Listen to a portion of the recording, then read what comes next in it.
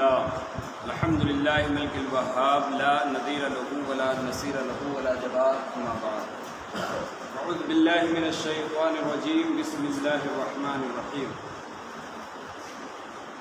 واستعینوا بالصبر والصلاة صدق اللہ مولانا العظیم وبلغنا رسوله النبی الکریم ونحن على ذلك لمن الشاہدین والشاکرین والحمد للہ رب العالمین۔ عزیزان ملت اسلامیہ، گفت و شنید کا معاملہ آگے بڑھے کہ اس سے پیشتر آئیے ہمارا انتہائی خلوص و عقیدت و محبت کے ساتھ اپنی اور ساری کائنات کے مرکز عقیدت جناب محمد الرسول اللہ صلی اللہ تعالی علیہ وآلہ وسلم کی بارگاہ ناز میں جھوم کر درود پاک کا ہدیہ پیش کریں اور پڑھیں بآواز بلند۔ اللہم صلی علی سیدنا و مولانا محمد طب القلوب ودوائها وعافیت الابدان وشفائها ونور الابصار وضیائها وعلی آلہ وصحبہ وسلم ابدا۔ ایک مرتبہ نبی اور آل نبی پر بھی جھوم کر درود پاک۔ اللہم صلی علی سیدنا و مولانا محمد طب القلوب ودوائها وعافیت الابدان وشفائها ونور الابصار وضیائها وعلی آلہ وصحبہ وسلم ابدا۔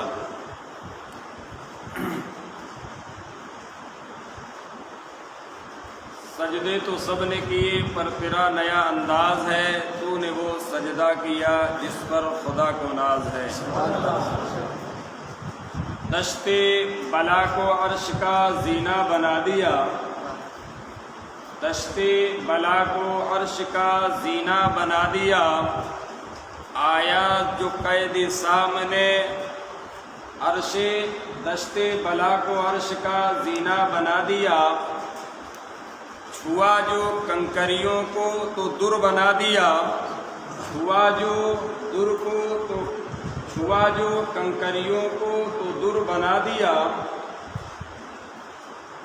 اور کیا ہی مولا حسین تو نے نجف کو نگینہ بنا دیا۔ عزیزان ملت اسلامیہ، مولا حسین رضی اللہ تعالی عنہ کی آج مدینہ منورہ سے روانگی مکۃ المکرمہ اور مکۃ المکرمہ سے بحکم امام حسین حضرت امام مسلم کی روانگی سوئے کربلا، جو کہ مختصر سا وقت ہے، باتیں بہت ساری کرنی ہیں، تو بلا تمہید کے گفتگو کا آغاز کرتے ہیں۔ جب یزید تخت نشین ہو گیا تو اس نے حضرت امام حسین رضی اللہ عنہ اور عبداللہ ابن زبیر اور چند اجلہ صحابہ کی بیعت کرنے پر یعنی کہ اپنے ہاتھ پر بیعت لینے کے لیے مجبور کیا۔ حضرات، آپ کو میں بتا دوں، یزید کے تعلق سے پہچان بھی یزید کی میں نے کروا دی ہے، لیکن آج پھر چند لفظوں میں سن لیں۔ میرے آقا علیہ الصلاۃ والسلام نے ارشاد فرمایا کہ میری سنت کو جو پہلے بدلے گا بنو امیہ کا شخص ہوگا، اور یقال لہو یزید، اس کو یزید کہا جائے گا، نہایت موٹا ہوگا، بدشکل ہوگا، کالا ہوگا، اور اس کی پیشانی پر دھبا بھی ہوگا۔ عزیزان ملت اسلامیہ، جو آقا علیہ الصلاۃ والسلام نے فرمایا بعینہ، اسی طریقے سے یزید پلید کا وجود ہوا۔ نہایت شرابی تھا، آزاد خیال تھا، شریعت کی حدوں کو توڑنے والا تھا، کہیں سے کہیں تک اس کا تعلق دین سے نہیں تھا۔ ہاں، یہ ضرور ہے کہ وہ صحابی رسول کا بیٹا تھا، لیکن یہ ضروری نہیں کہ باپ ہدایت پر ہو تو بیٹا بھی ہدایت پر ہو۔ اس لیے کہ بہت ایسے باپ دیکھے گئے جن کو اللہ نے ہدایت کا سر چشمہ بنایا، لیکن انہی کی اولاد بھٹکتی ہوئی نظر آئی، جیسے کہ حضرت نوح علیہ السلام آپ اللہ کے پیغمبر تھے اور اللہ رب العزت نے آپ کو آپ کے قوم کی طرف بھیجا. آپ نے دعوت الی الحق دی، ہر طریقے سے اپنی قوم کو سمجھایا. 950 سال تک جد و جہد کرتے رہے. حضرت نوح کے 950 سال جد و جہد کے بعد صرف آپ کے چاہنے والے 80 کی تعداد میں لوگ اکٹھا ہوئے تھے. اب اندازہ لگاؤ کہ جب ایک نبی 950 سال تک جد و جہد کرتا رہا اور 950 سال دن میں بھی خطاب کرتے، رات میں بھی خطاب کرتے، لوگوں کو اکٹھا کر کے خطاب کرتے، الگ الگ لے جا کے سمجھاتے اور کہتے کہ اگر تم اللہ کی وحدانیت کا اقرار کر لو گے تو اللہ تمہارے اوپر رحمت و انوار کی بارشیں عطا فرمائے گا، اللہ تمہارے اوپر باران رحمت نازل فرمائے گا. اگر تم اللہ کی وحدانیت کا اقرار کر لو گے تو اللہ تمہیں صاحب مال بنا دے گا، صاحب اولاد بنا دے گا، تمہیں جنت عطا فرمائے گا. ہر طریقے سے حضرت نوح علیہ السلام سمجھاتے رہے، خطاب کرتے رہے قوم سے، لیکن قوم کا عالم یہ تھا کہ پیٹھ پھیر کے چلی جایا کرتی تھی قوم. جب آپ خطاب فرماتے تو کچھ تو چلے جاتے، کچھ اپنے چہرے پہ کپڑے رکھ لیا کرتے تھے اور کچھ کان میں انگلیاں ڈال لیا کرتے تھے اور یہ کہا کرتے تھے نہیں ہم آپ کی نہیں سنیں گے، آپ چاہے جو کچھ بھی ہو، چاہے جو کچھ کہو، ہم آپ کی نہیں سنیں گے. تو آج علماء کو خاطر کبیرہ نہیں ہونا چاہیے، پریشان نہیں ہونا چاہیے، یا یہ بے چینی کے شکار نہیں ہونا چاہیے. ہاں اس بات کو لے کے بے چینی ہونی چاہیے کہ اگر ایمان کی رمق ہوتی تو پیٹھ پھیر کے نہ جاتے. جب ایک نبی سے قوم پیٹھ پھیر کے چلی گئی تو ہم تو نبی رحمت کے امتی، ہماری کیا بساط ہے. جب ایک نبی خطاب فرماتے تھے تو لوگ اپنے کانوں میں انگلیاں ڈال لیا کرتے تھے. بفضلہ تعالی اس امت پہ اتنا تو کرم ہے کہ جتنے ہوتے ہیں اتنے صحیح سے سنتے ہیں، اتنا تو کرم ہے. اور کرم کیوں نہ ہو، چونکہ یہ بہترین امت ہے. کیا ہے؟ بہترین امت ہے. جب 950 سال گزر گئے اور قوم آپ کی بات ماننے کے لیے تیار نہیں تو ایک دن جلال آ گیا حضرت نوح پیغمبر کو. ظاہر سی بات ہے، یہاں اپنے 1-2 دن 10 دن 1-2 مہینے 4 مہینے سال 2 سال 10 سال میں تھک جاتے ہیں، 950 سال مانے رکھتے ہیں جناب. جلال آ گیا حضرت نوح پیغمبر اور آپ کی زبان سے یہ کلمات نکلے، وقال نوح رب لا تذر علی الارض من الکافرین دیارا. حضرت نوح پیغمبر نے اپنے رب کی بارگاہ میں استغاثہ پیش کیا، مولا اس روئے زمین پر ایک بھی مشرک کو بچتا ہوا نہ چھوڑ، سب کو ختم فرما دے. خیر وہ حضرت نوح تھے. میرے نبی کی 63 سالہ زندگی آپ اٹھا کر کے دیکھو، کتنے مصائب آپ پر آئے. پتھر برسانے والوں نے پتھر بھی برسائے، کانٹا راستے میں بچھانے والوں نے کانٹے بھی بچھائے، طرح کھڈے کھودنے والے نے کھڈے بھی راستے میں کھودے، اور چپکے سے میٹنگ کر کے پیغمبر کی جان پہ حملہ کرنے والوں نے ارادے بھی کیے. لیکن اور طائف کے میدان میں اوباشوں نے نہ جانے کیسے کیسے مظالم میرے آقا پہ ڈھائے، لیکن میرے آقا کی زبان اقدس پہ بددعا کے الفاظ نہیں آئے. فرشتوں نے کہا تھا یا رسول اللہ اگر آپ اجازت دیں تو میں ان 2 طائف کی پہاڑیوں کو آپس میں ملا دوں اور یہ اوباش اس میں چکنا چور ہو جائیں. لیکن میرے آقا نے فرمایا نہیں، ایسا مت کرو، میں دیکھ رہا ہوں کہ انہی کی نسلوں سے میرے چاہنے والے پیدا ہوں. اللہ اکبر. تو ہم اس نبی رحمت کے امتی ہیں، ہمیں درگزر کر دینا چاہیے، ہمیں صبر اور تحمل سے کام لینا چاہیے. آؤ، جو کہ قرآن مقدس ارشاد فرماتا ہے وَاسْتَعِينُوا بِالصَّبْرِ وَالصَّلَاةِ، اے ایمان والو مدد طلب کرو صبر سے اور مدد طلب کرو نماز سے. 2 چیزیں ہیں مدد کے لیے، ایک ہے نماز، دوسرا ہے صبر. اور یاد رکھو صبر کہتے کس کو ہے؟ صبر کہتے کس کو ہیں؟ صبر کسی مصائب کو راضی برضا قبول کر لینا اور کسی سے بھی اس کا شکوہ نہ کرنا، کسی سے بھی اس کا شکوہ نہ کرنا، اس کو صبر کہتے ہیں۔ کیا کہتے ہیں؟ صبر کہتے ہیں۔ اور حضرت معروف حضرت سری سختی علیہ رحمت و رضوان جو ولی کامل ہیں، آپ فرماتے انسان کے اخلاق، اس کے اطوار، اس کے گفتار کامل کب ہوتے ہیں؟ آپ فرماتے ہیں کہ جب اس کی زبان سے، اس کے ہاتھ سے اس کا دشمن امان حاصل کر لے تو سمجھ جاؤ کہ اس کا اخلاق مکمل ہو چکا ہے۔ حضرت نوح علیہ السلام کا ایک بیٹا تھا، جب آپ نے فرمایا لا تذر علی الارض من الکافرین دیارا، مولا اس روئے زمین پر کسی بھی مشرک کو بچتا ہوا نہ چھوڑ، انا لما طغى الماء حملناکم فی الجاریہ، تو طوفان نوح آیا، اور طوفان نوح جب آیا ہے تو پوری نوع بنی آدم اس پانی میں ڈوبنے لگی۔ انا لما طغى الماء حملناکم فی الجاریہ کی تفسیر میں مفسرین فرماتے ہیں کہ ہر ایک شخص کے سر کے اوپر تقریباً 15 ہاتھ پانی اونچا تھا۔ مطلب اس کی گہرائی کیا تھی طوفان نوح کی، وہ قرآن نے بیان کیا کہ ہر ایک شخص کے سر سے اوپر تقریباً 15 ہاتھ اونچا پانی تھا۔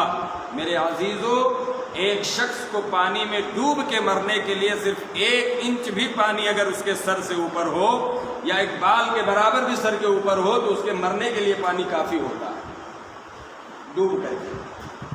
لیکن طوفان نوح میں ہر شخص کے سر کے اوپر کتنا ہاتھ پانی تھا؟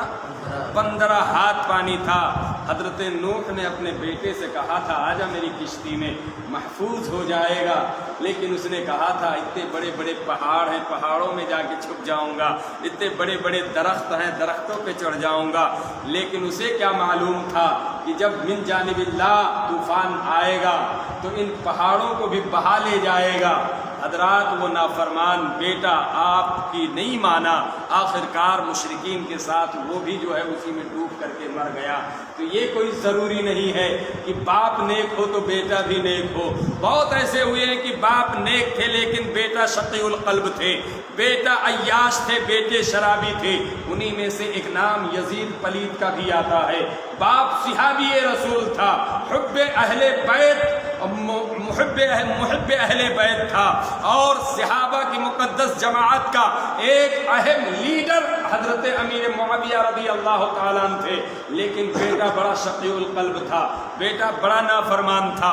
بیٹے کے دماغ میں وہی ایک بات گردش کر رہی تھی کہ جنگ بدر میں ہمارے آبا و اجداد کو انہوں نے مارا ہے، لہذا معاذ اللہ ہم ان کے بیٹے حسین کو مار کر کے بدلہ لیں گے۔ تبھی اسی وجہ سے امام شافعی رحمت اللہ تعالی علیہ اس کے کفر کا فتویٰ دیتے ہیں کہ مولا حسین کی ذات مقدس کا اس نے جو ہے توازن، موازنہ ان مقتولین بدر سے کیا تھا جو حالت کفر میں مارے گئے تھے، اور یہ خبر امام اعظم رحمت اللہ علیہ تک نہیں پہنچی تو آپ نے اس کے کفر پہ سکوت اختیار کیا ہے۔ میرے بھائیو، آؤ المختصر یہ کہ مولا حسین جب یزید تخت نشین ہوتا ہے تو کئی ایسے خطوط کوفہ کی سرزمین، اب کوفہ کی سرزمین کی میں تھوڑی پہچان کرائے دیتا ہوں۔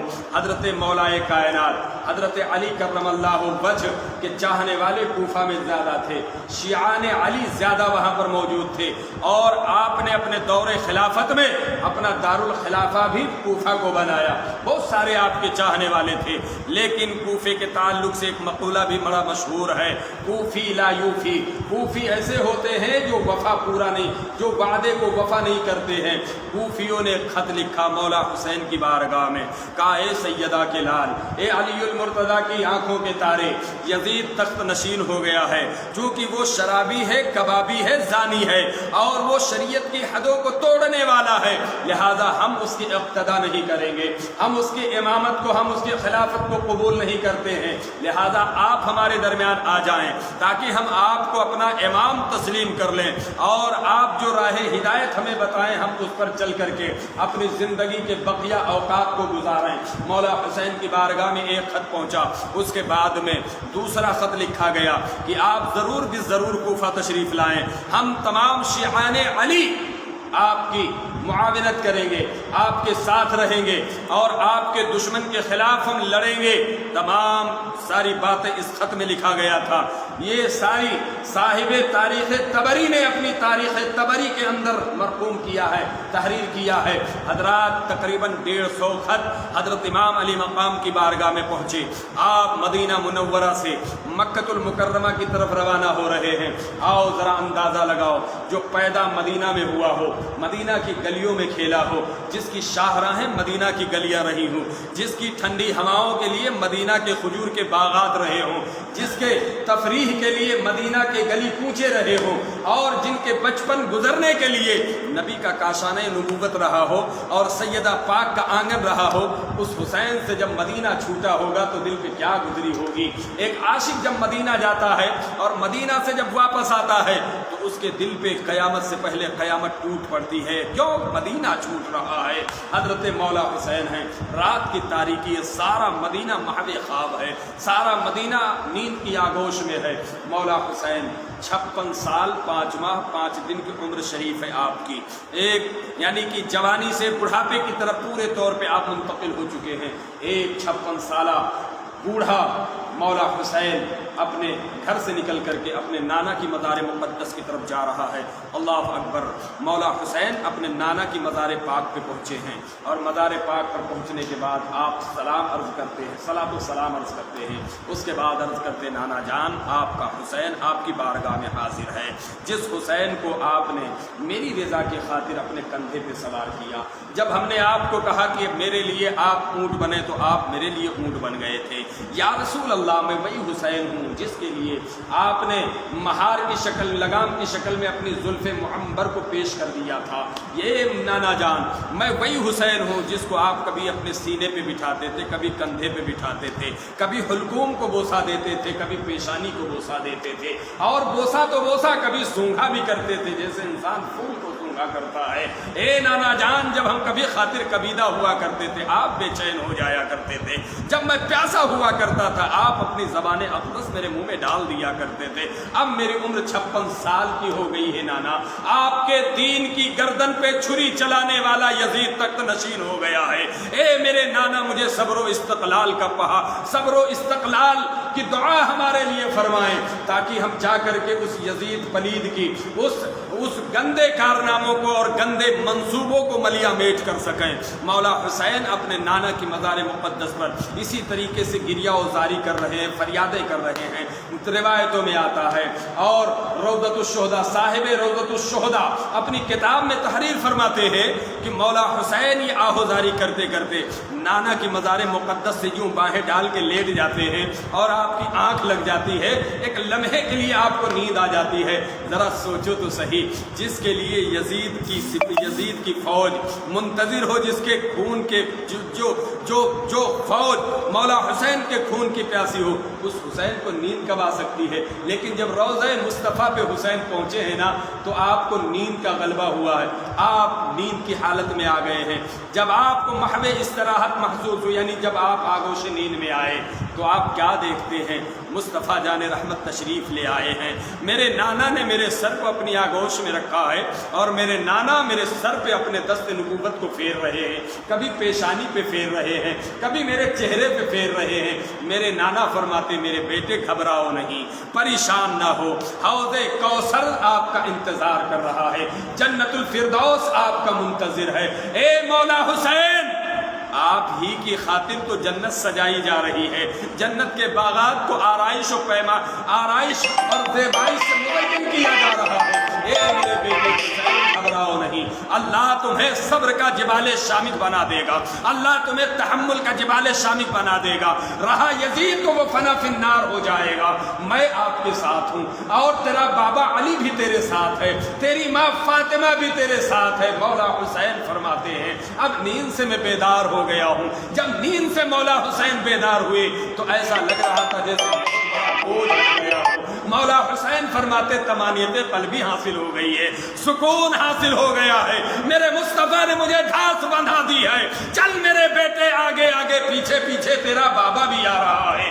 تیرا بھائی حسن بھی آ رہا ہے، تیری ماں سیدہ پاک بھی آ رہی ہے۔ اللہ اکبر۔ مولا حسین نانا کی مزار مقدس سے اٹھے ہیں، اب ماں کی مزار مقدس کی طرف جنت البقیع کی طرف قدم رنجا ہیں۔ مولا حسین ماں کے قبر پاک کی طرف جاتے ہیں، ماں کی قبر پہ بیٹھ کر کے آہوزاری کرتے ہیں، فریادیں کرتے ہیں، میری ماں سیدہ آپ تو ایسی ملکہ ہیں کہ اگر آپ کے سامنے سائل آتا تھا، آپ سے سوال کرتا تھا، آپ اپنے آگے کی روٹیاں اٹھا کر کے اس سائل کو دے دیا کرتی تھی۔ کوئی مانگنے والا آتا تھا، کبھی خالی ہاتھ آپ کے در سے نہیں آتا جاتا تھا۔ اے مملکت عفت و عصمت، اے جنتی عورتوں کی سردار، آج تیرا بیٹا تیری بارگاہ میں کچھ مانگنے کے لیے آیا ہے۔ تیرے اس دودھ کا واسطہ جو تو نے اپنے حسین کو پلایا ہے، تیرے ان لمبے لمبے سجدوں کا واسطہ جو تو نے اپنے بیٹے حسین کی خاطر کیا ہے، اور تیرے ان زہد و تقوی کا واسطہ جو تو نے پوری زندگی شریعت مصطفی کے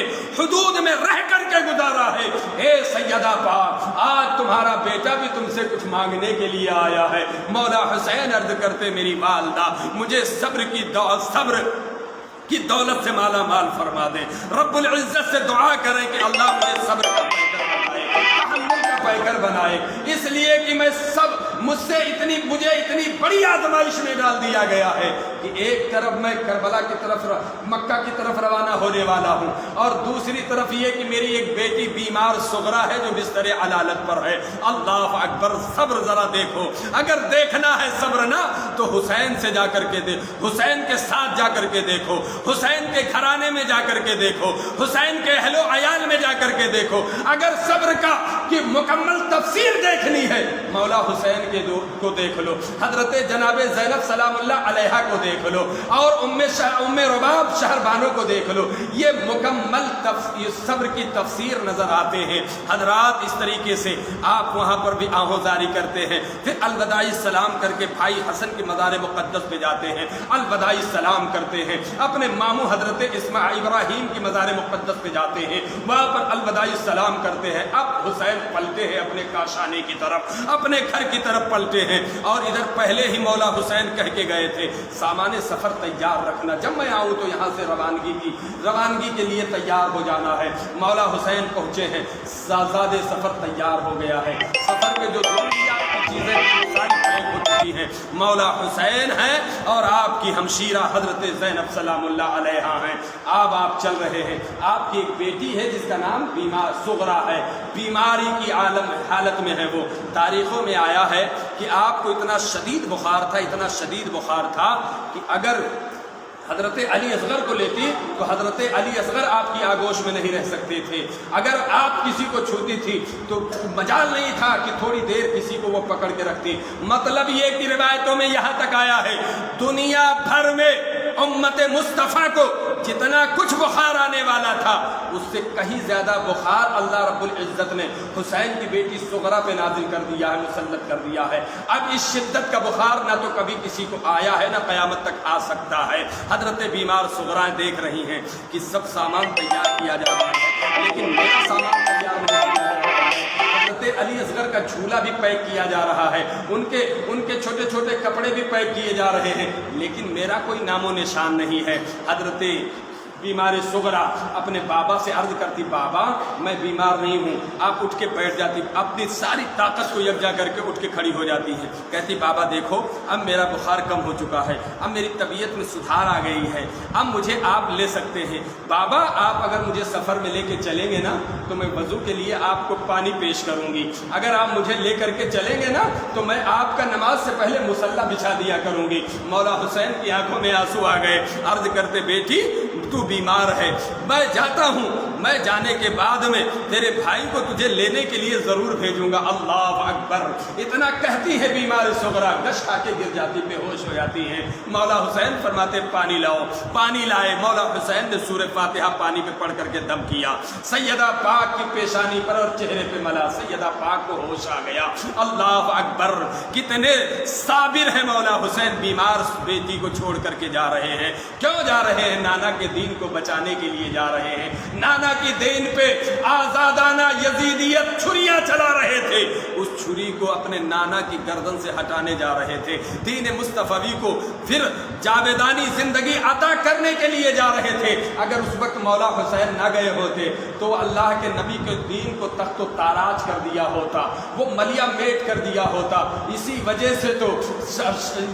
وجہ سے نائب النبی، نائب رسالت خواجہ معین الدین چشتی، حسن سنجری جب آقا حسین کی شان میں کچھ کہتے ہیں تو یہ کہتے ہیں شاہ است حسین، بادشاہ است حسین، دی است حسین، دین پناہ است حسین، سرداد نداد دست در دست یزید، حقا کے بنا لا الہ است حسین۔ اب سوال یہ اٹھتا ہے مولا حسین آپ کب شاہ ہیں، کب بادشاہ ہیں، کب دین کو پناہ دینے والے ہیں، کب دین ہے آپ؟ تو مولا حسین فرماتے ہیں جب تک میں مدینے میں ہوں شاہ ہوں، اور جب مدینے سے کربلا گیا ہوں تو وہاں پر دین بھی بنا ہوں اور دین کو پناہ دینے والا بھی بنا ہوں۔ اللہ اکبر۔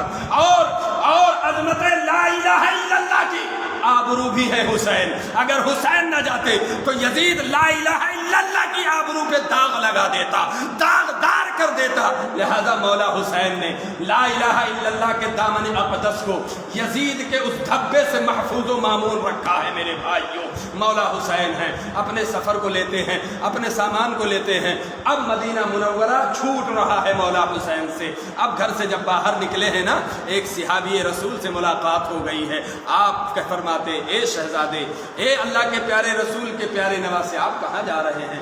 کہا ہمارا سفر مکہ المکرمہ تک ہے۔ کہا ٹھیک ہے، آپ مکہ المکرمہ جا رہے ہیں۔ ان کو سارے حالات سے آگاہی حاصل ہو چکی تھی۔ انہوں نے کہا ٹھیک ہے آپ جائیں مکہ المکرمہ، لیکن خدارہ میری بات مانے تو آپ کوفہ کی طرف قدم رنجا نہ ہوں، اس لیے کہ کوفہ کے لوگ بڑے بے وفا ہیں۔ انہوں نے آپ کے بابا کے ساتھ بھی وفا نہیں کیا، آپ کے بھائی کے ساتھ بھی وفا نہیں کیا، اور اگر ایسا وقت آئے گا تو ہم سب غلامان محب اہل بیت آپ کے روبرو پیش ہو کر کے ہم ان سے نبض آزما ہو جائیں گے، لیکن خدارہ آپ کوفہ نہ جائیں۔ مولا حسین فرماتے ہیں قضاء و قدر کا مالک اللہ عز و جل ہے، وہ جو چاہے گا وہ ہوگا۔ مولا حسین اتنا کہہ کر کے مکہ کی طرف روانہ ہو جاتے ہیں۔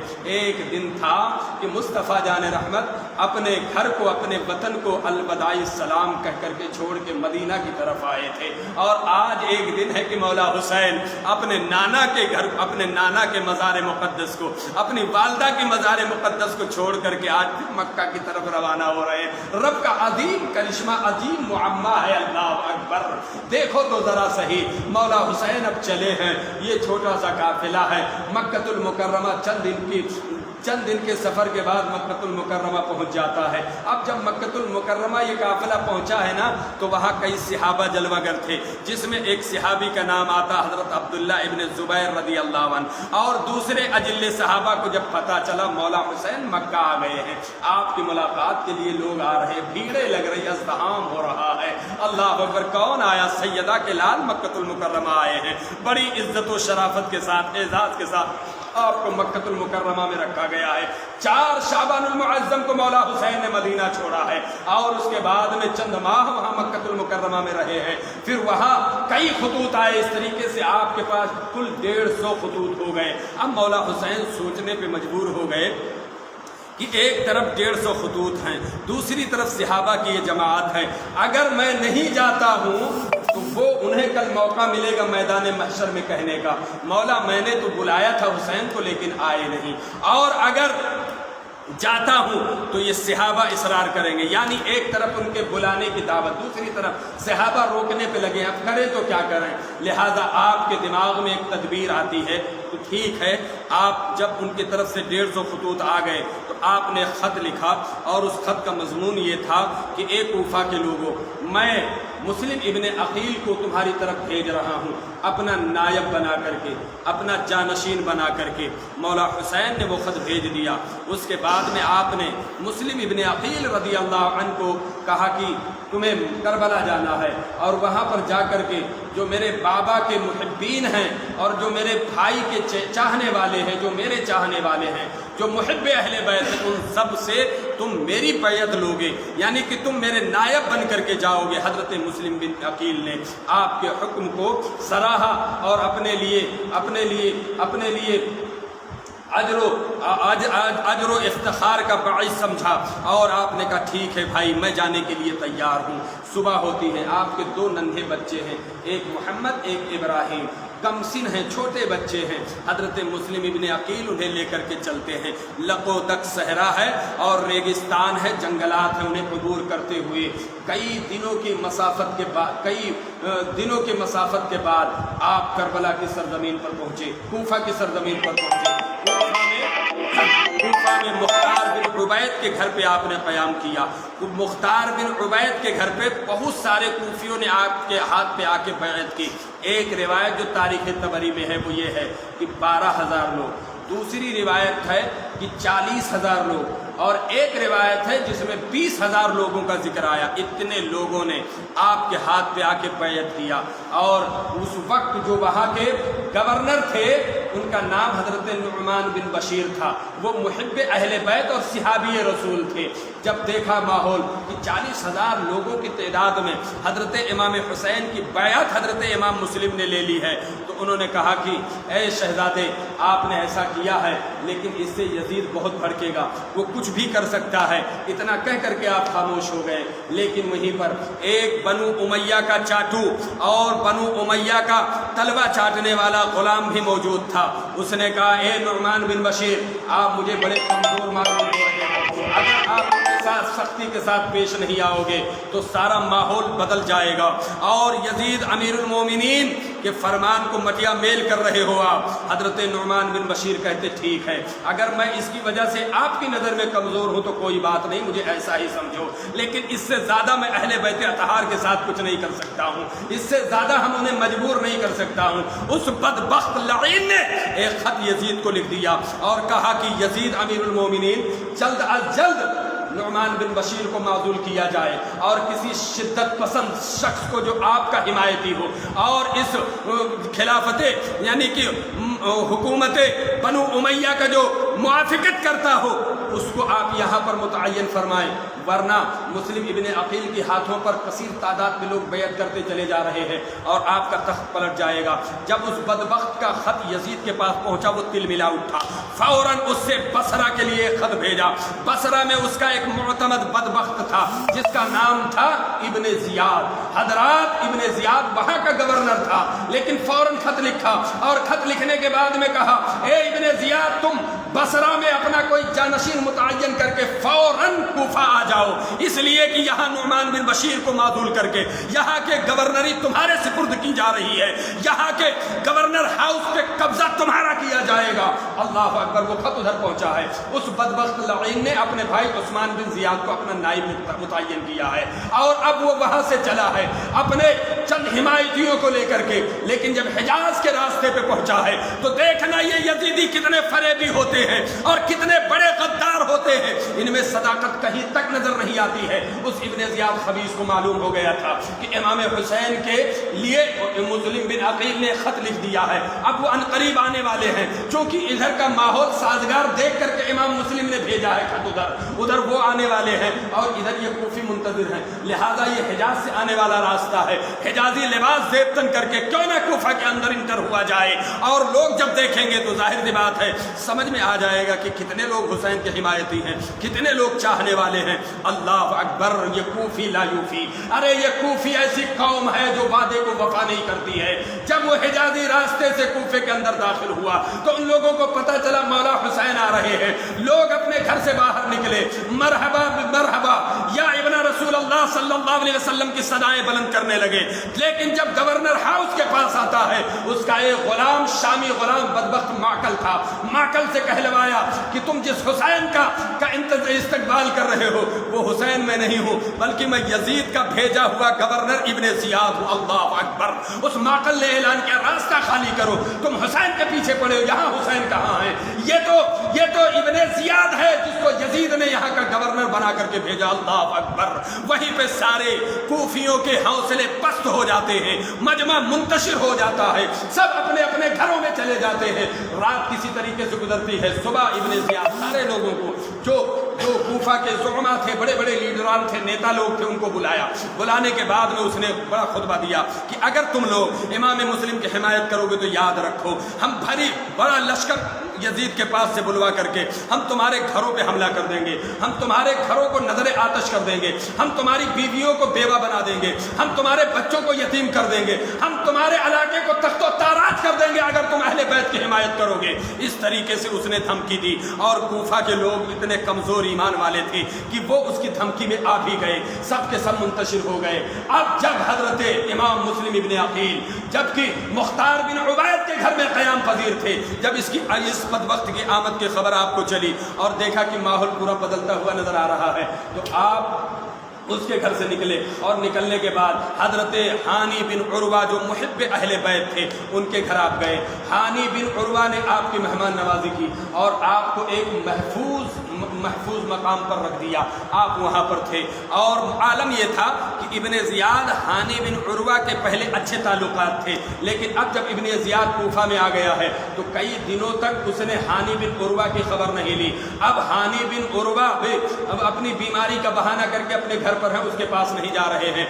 लेकिन पता चला, हाँ, वो बड़ा परेशान हुआ। अब वो अपने चारों तरफ अपने जासूसों को फैलाया कि देखो पता लगाओ मुस्लिम इब्ने अकील कहाँ पर हैं। एक गुलाम जिसका नाम माकल था वो इब्ने ज़ियाद बुलाता है, बुलाने के बाद उसको 3000 दिरहम देता है और देने के बाद कहता अब ये तुम्हारी जिम्मेदारी है, किसी भी तरीके से मुस्लिम बिन अकील का पता लगाओ। वो बदबख्त निकला वहाँ से। निकलने के बाद जो कूफा की मस्जिद थी, मस्जिद में आया। आने के बाद में नमाज हुई, सारे नमाजी चले गए। एक मुहिब अहले बैत बुजुर्ग बूढ़े जिनका नाम मुस्लिम बिन औसजा असदी रदी अल्लाह अन्हु है, वो मस्जिद के कोने में बैठ के तस्बीह पढ़ रहे थे, वजीफ़ा कर रहे थे। वो समझा सारे लोग चले गए। वो उन ज़ईफ़ के पास गया, बदबख्त माकल, जो कि इब्ने ज़ियाद का भेजा हुआ शामी ग़ुलाम था, और वो बुजुर्ग के पास जाता है। जाने के बाद कहता है कि आप बड़े ही नेक सीरत नेक सूरत मालूम होते हैं, खैर आपके चेहरे से ज़ाहिर हो रहा है, और मुझे ऐसा भी लग रहा है कि आप मुहिब अहले बैत हैं।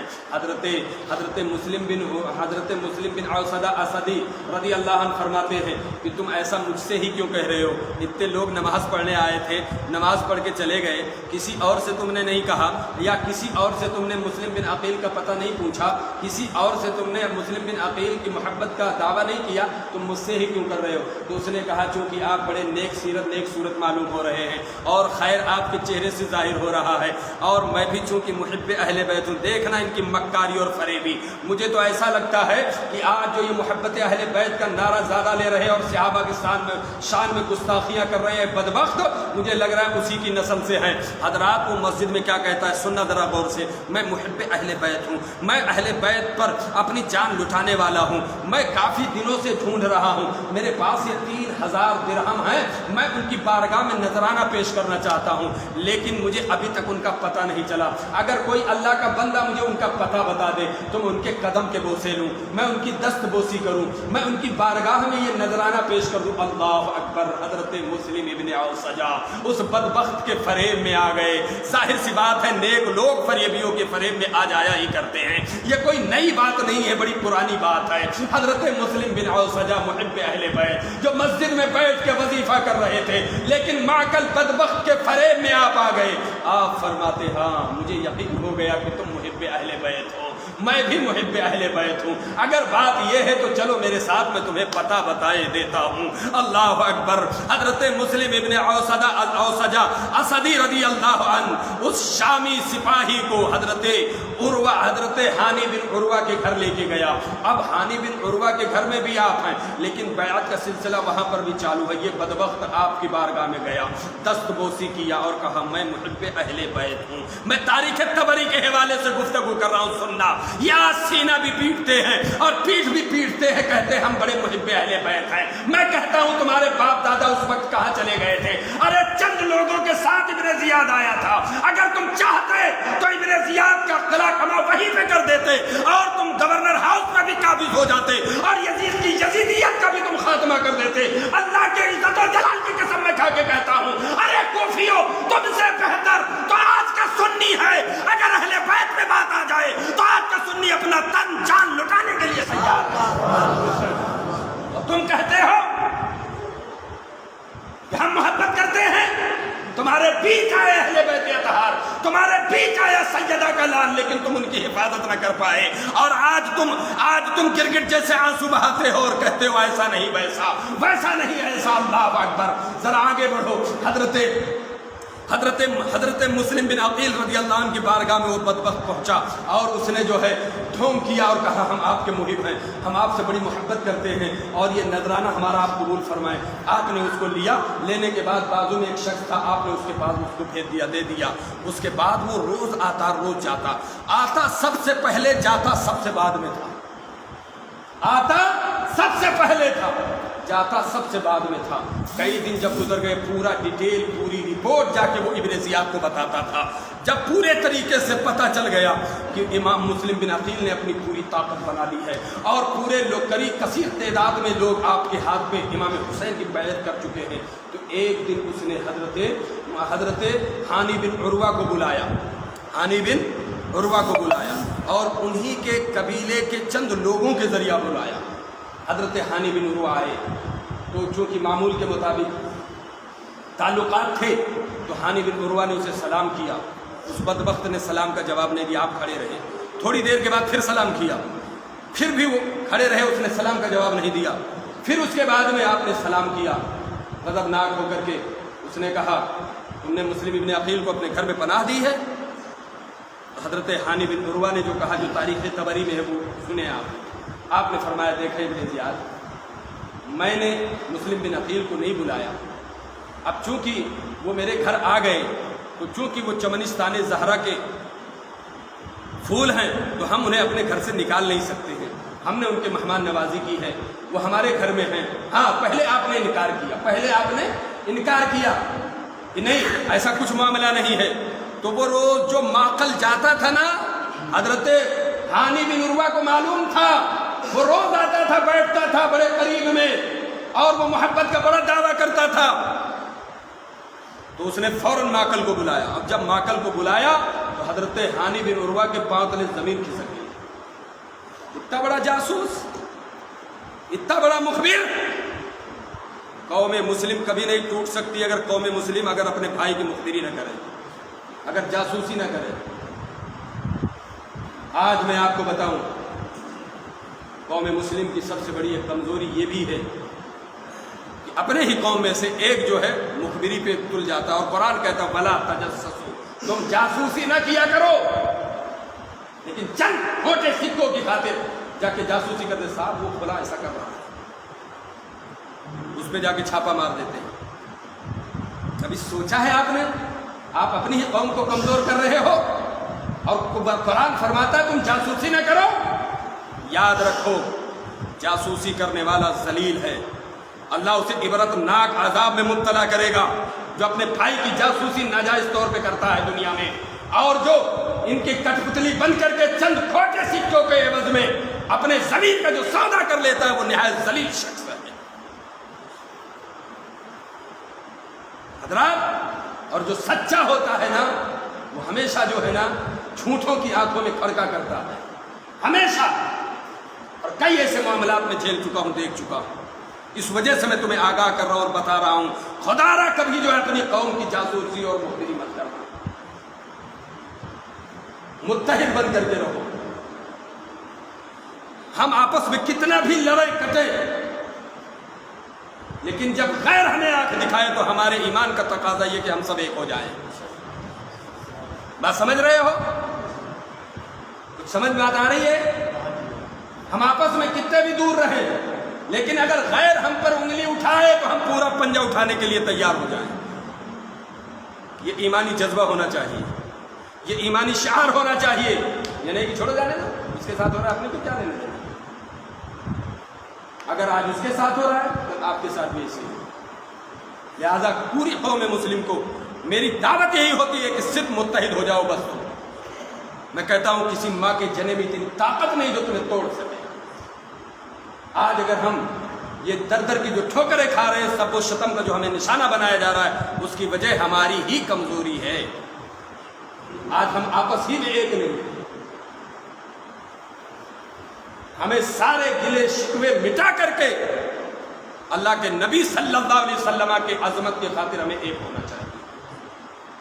تو حضرت ہانی بن عروہ کے پاس جب وہ ماکل آیا تو آپ کے پاؤں تلے زمین کھسک گئی. ارے یہ بدبخت تو روز آتا تھا, یہ تو محب اہل بیت کا دعویٰ بھرتا تھا, اور اس نے 3000 درہم نذرانہ بھی پیش کیا. اللہ اکبر. پھر آپ نے سب کچھ صحیح صحیح بتا دیا. تو ابن زیاد نے کہا میں آپ کی جان کو بطور خیرات بخش دوں گا, آپ مسلم ابن عقیل کو ہمارے دربار میں پیش کر دیں. حضرت ہانی بن عروہ نے کہا ابن زیاد ایسا ہرگز نہیں ہو سکتا ہے, میں محب اہل بیت ہوں, میں چمنستان زہرا کے پھول کو تمہارے پاس ظلم و تشدد کا میں نشانہ نہیں ہونے دوں گا. اس کے بعد اس نے ہانی بن عروہ کو بہت مارا, پورا چہرہ زخمی کر دیا, اور ناک کی ہڈی ٹوٹ گئی, تاریخوں میں آتا ہے لہو لہان ہو گیا, اور قید خانے میں ڈال دیا. ادھر جب قوم کو پتہ چلا تو قوم کے لوگ کثیر تعداد میں گورنر ہاؤس کا محاصرہ کر لیے, اور انتقام کی آواز صدائیں بلند ہونے لگی کہ ہانی بن عروہ شہید کر دیے گئے ہیں, مار دیے گئے ہیں. تو پوری قوم جو ہے انتقام کی صدائیں بلند کر رہی تھی. تو حضرت قاضی شریح کو ابن زیاد نے بلایا. بلانے کے بعد میں کہا آپ اس قوم کے معتمد شخص ہیں, آپ جا کر کے دیکھ لیں ہانی بن عروہ زندہ ہیں, مرے نہیں ہیں. چونکہ کثیر مجمع کو دیکھ کر کے ابن زیاد کی ہوائیاں اڑنے لگی, کیونکہ وہ فتین تھا, وہ تو صرف فتنے سے جاسوسی سے اپنا کام کر سکتا تھا نا, اس کے اندر اتنی ہمت تھوڑی نہ تھی کہ وہ یہ بیک وقت جو میدان میں اتر کر کے مقابلہ کرتا. اور فتینوں کا کام یہی ہوتا ہے, حریبیوں کا کام یہی ہوتا ہے, نہ مردوں کا یہی کام ہوتا ہے. اور جو مرد ہوتے ہیں نا وہ ببانگے دہل میدان میں اتر کر کے اپنے مد مقابل سے مقابلہ کیا کرتے ہیں. تو قاضی شریح جا کر کے دیکھتے ہیں تو حضرت ہانی بن عروہ نے کہا اے قاضی شریح آپ صرف میری قوم سے اتنا جا کے کہہ دیں کہ 20-25 لوگ گورنر ہاؤس کے اندر آ جاؤ اور آج اس پوری یزیدیت کا خاتمہ کر دوں گا. لیکن اس ابن زیاد بدبخت نے کیا کیا, اپنا ایک غلام قاضی شریح کے ساتھ بھیجا. کہا صرف آپ اتنا ہی کہو گے کہ ہانی بن عروہ زندہ ہے, بس اس کے علاوہ کچھ بھی نہیں کہو, اور اگر کہو گے تو فوراً اسی وقت آپ کی گردن مار دی جائے گی. آپ نے صرف اتنا ہی کہا, آگے آپ یعنی ہانی بن عروہ کا پیغام نہیں دے پائے. پھر وہاں سے پھر مجمع پورا منتشر ہو گیا, اور جب مجمع منتشر ہوا تو عبد الرحمن بن اشعث بدبخت کی قیادت میں اس نے فوج بھیج دیا ہانی کے گھر پہ. حضرت مسلم ابن عقیل نے جوابندی کے ساتھ مقابلہ کیا, کئیوں کو جہنم رسید کیا, اور کچھار محمدی کا شیر جب کنٹرول سے باہر ہو گیا تو ان فریبیوں نے پھر الامان الامان کی صدا بلند کی, کہا کہ آپ کے لیے امان ہے, آپ کے لیے امان ہے, آپ اتنا خون خرابہ کیوں کر رہے ہیں, ہم آپ کے امان کی ضمانت لیتے ہیں. اس نے کہا عبد الرحمن بن اشعث یہ وہ فریبی اور جھوٹے لوگ ہیں جن کا میں نام لے رہا ہوں, جنہوں نے اہل بیت اطہار کے ساتھ دھوکے پہ دھوکہ کیا. تو حضرت مسلم ابن عقیل نے اپنی تلوار روک لی اور کہا واقعی تم مجھے امان دیتے ہو؟ کہا ہاں واقعی امان دیتا ہوں. کہا بدعہدی تو نہیں کرو گے؟ کہا نہیں بدعہدی نہیں کروں گا. وعدہ خلافی تو نہیں کرو گے؟ نہیں خلاف نہیں کروں گا. آپ نے تلوار رکھ دی, ایک کھچر لایا گیا, اس پہ بٹھایا, اور جیسے ہی اس پر بٹھایا ان بدبختوں نے چاروں طرف سے گھیر کر کے حضرت مسلم بن عقیل سے کے ہاتھ سے تلوار کھینچ لی. آپ سمجھ گئے کہ یہ پہلی غداری ہے. آپ نے کہا یہ تم لوگوں کی پہلی غداری ہے. کہا غداری نہیں ہے, ہم بہتر جانتے ہیں, سمجھتے ہیں کہ ہم آپ کو امان دلانے کی پوری کوشش کریں گے. تو کہا کہ اب یہ کوشش کہاں سے آ گئی؟ منافق کی ایک علامت یہ بھی ہوتی ہے, پہلے تو بڑا دعویٰ کرے گا, بس آ جائیے آپ کے لیے ہمارا سب کچھ حاضر ہے, لیکن جب اس پہ دباؤ پڑتا ہے کوشش کر رہا ہوں. تو چونکہ خورشید عالم قادری تاریخوں کا مطالعہ کیا ہوا ہے, ہر انداز ہر تیور کو سمجھتا ہے, ہر انداز ہر تیور ہر پہلو کو سمجھنے کی بحمد اللہ تعالیٰ مولا حسین کے وسیلے سے اللہ نے صلاحیت عطا فرمائی. اب کہہ رہے ہیں ہم کوشش کریں گے. آپ فرماتے اب کہہ رہے ہو کوشش کریں گے. گورنر ہاؤس میں پہنچ گیا تو اس نے ابن زیاد سے کہا ہم انہیں امان دے چکے ہیں. ابن زیاد نے کہا ہم نے تمہیں گرفتار کرنے کے لیے بھیجا تھا, امان دینے کے لیے نہیں بھیجا تھا. آپ اس کی طرف متوجہ ہوتے ہیں, کہا یہی ہے تیرا امان؟ اللہ اکبر, دھوکے پہ دھوکا, فریب پہ فریب. پوری تاریخ کربلا آپ اٹھا کے دیکھ لو, یزیدیوں کی طرف سے اوپر سے نیچے تک فریب ہی فریب. اور حسین اعظم کی طرف سے پوری تاریخ کو کھنگال لو، وفا ہی وفا ہے، عدل ہی عدل ہے۔ میرے بھائیوں، المختصر یہ کہ حضرت مسلم بن عقیل نے کہا کہ اگر اے عبد الرحمن ابن عاص مجھے معلوم ہوتا کہ تو اس طریقے سے غداری کرے گا تو میں کبھی بھی تلوار نیام میں نہ لاتا، میں اس ذلت کی موت سے بہتر میں خود لڑتے لڑتے شہید ہو جاتا۔ اللہ اکبر۔ وہ کہتا ہے کہ آج میں آپ کو نہیں چھوڑوں گا۔ ابن زیاد کہتا ہے، آپ فرماتے ہیں مجھے معلوم ہے تو کتنا بڑا شقی القلب ہے، اور مجھے یہ بھی معلوم ہے کہ تو دین محمدی صلی اللہ علیہ وسلم کے شیرازے کو بکھیرنے والا اور تو بھونکنے والا ایسا یزیدی کتا ہے کہ تو کسی قیمت پر تو مجھے نہیں بخشے گا، مجھے معلوم ہے، اس کا یقین ہے۔ وہاں پر ایک شخص تھا ابن سعد، یہ ایک صحابی رسول کا بیٹا ہے۔ کس کا بیٹا ہے؟ حضرت سعد کا بیٹا ہے، عمر بن عاص، وہ عمر بن سعد، حضرت سعد بن ابی وقاص، سعد بن ابی وقاص، وقاص اس کے دادا ہیں، سعد اس کے باپ ہیں، اور حضرت سعد وہ صحابی رسول ہیں کہ مصطفیٰ کے سامنے کھڑے ہو کر کے کئی تیروں کو اپنے سینے پہ لیا تھا، لیکن بیٹا دیکھیے اتنا بڑا شقی اور اتنا بڑا چاپلوس اور مخبر اور یزیدی ٹکڑوں پہ پلنے والا بدبخت۔ حضرت مسلم ابن عقیل کی نظر جب ابن سعد پہ پڑی تو کہا دیکھ تو قریشی ہے، تیرا مجھ سے رشتہ بھی ہے قریبی، میں اس سے تنہائی میں کچھ بات کرنا چاہتا ہوں۔ وہ اس قدر یزیدی ٹکڑے پہ بک چکا تھا، اس نے کہا مجھے کوئی بات نہیں سننی ہے۔ ابن زیاد کہتا ہے سن لو، سننے میں کیا جاتا ہے، سننے میں کیا جاتا ہے۔ پھر وہ اٹھا گیا، حضرت مسلم ابن عقیل اسے تنہائی میں لے گئے، ایسی تنہائی میں کہ ابن زیاد دیکھ لے، اتنی دور لے گئے۔ حضرت مسلم ابن عقیل نے کہا اے ابن سعد، میں نے کوفے میں 700 درہم کسی سے قرض لیا ہے، میری زرہ بیچ کر کے وہ قرض چکا دینا۔ دوسرا یہ کہ جب مجھے مار دیا جائے تو مجھے قبر میں دفنا دینا۔ تیسرا یہ کہ ایک خط مولا حسین تک پہنچا دینا اور میری شہادت کی خبر دے دینا اور انہیں متنبع کر دینا کہ آپ اپنے اہل وعیال کے ساتھ واپس چلے جائیں۔ اب یہ کتنا گھٹیا اور کتنی گری حرکت، آپ نے تنہائی میں بات کی اور یہ مردود آیا ابن زیاد سے سب بک دیا۔ عہد و پیمان بھی تو کچھ ہوتا ہے۔ اللہ کے نبی فرماتے المؤمن اذا وعد وفا، ارے مومن وہ ہے جو وعدے کو پورا کرے۔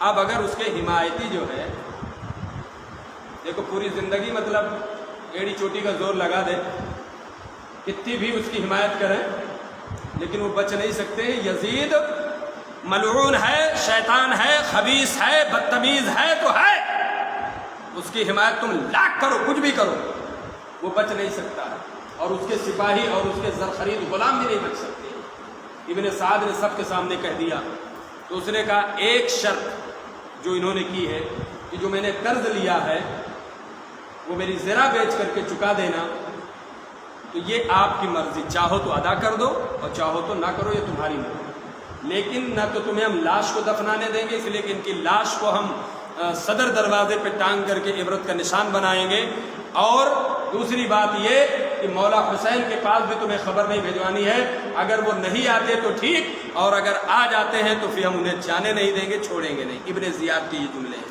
تاریخ طبری کے حوالے سے۔ ابن سعد جو حضرت سعد رضی اللہ عنہ کا بیٹا ہے، عمر بن سعد، لیکن وہ یزیدی فوج کا ایک نہایت گرا ہوا ملعون شخص ہے۔ اس نے حضرت امام مسلم بن عقیل کے اس عہد کو پورا نہیں کیا۔ المختصر یہ کہ جلاد کو بلانے کے بعد آپ کو چھت کے اوپر لے جایا گیا اور بے دردی کے ساتھ آپ کو شہید کر دیا گیا۔ انا للہ و انا الیہ راجعون۔ اور پھر اس کے بعد یہ یزیدیوں نے یہیں پہ بس نہیں کیا بلکہ آپ کے جسم نازنین کو چھت سے نیچے گرا دیا۔ اب مجھے بتاؤ کہ اس سے بھی بڑا کوئی ظالم گزرا ہے؟ اس سے بھی بڑا کوئی فاجر گزرا ہے؟ اس سے بھی بڑا کوئی بدبخت گزرا ہے؟ یاد رکھو میرے عزیزو، نہ تو یہ دنیا میں انہیں سکون ملے گا، اور آخرت کے دن تو یہ جہنم کے سب سے نچلے طبقے میں جائیں گے۔ اہل بیت اطہار سے سچی محبت کرو، اہل بیت اطہار کے عظمت پہ مر مٹنے کا جذبہ پیدا کرو، دکھاوا نہیں، دکھاوا نہیں، اس لیے کہ میرے آقا کو دکھاوا پسند نہیں ہے۔ اللہ سے دعا کرتے ہیں کہ اللہ رب العزت ہمارے اس بیان کو اپنی بارگاہ میں قبول فرمائے، اور جو مجھ سے بیان کرنے میں کہیں چوک یا غلطی ہو گئی ہو اللہ اسے معاف فرمائے۔ وما علینا الا البلاغ۔ ایک ضروری اعلان، کل جمعہ ہے، کل جمعہ ہے۔